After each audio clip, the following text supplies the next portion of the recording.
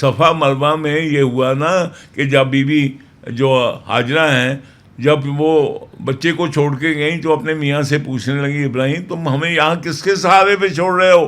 یہ بے آب و گیا جنگل ہے، بیابان ہے، یہاں تو پانی بھی نہیں ہے. اور کتنا ان کا یقین تھا کہ تو اب بچہ جو چھوٹا سا ہے وہ ٹانگیں مار رہا ہے اور ادھر پانی ختم ہو گیا مشکیزے میں جو دے کے گئے تھے.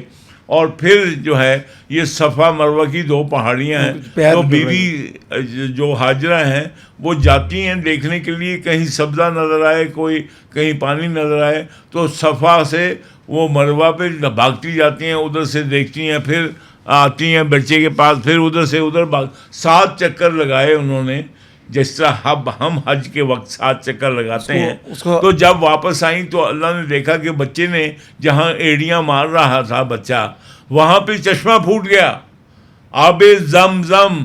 اب بیٹے پانی کو جب بہہ رہا ہو تو عربی میں اس کو آگے ہاتھ رکھ کے کہتی تھی زم کا مطلب ہے ٹھہر جا، اے پانی جا نہ ٹھہر جا،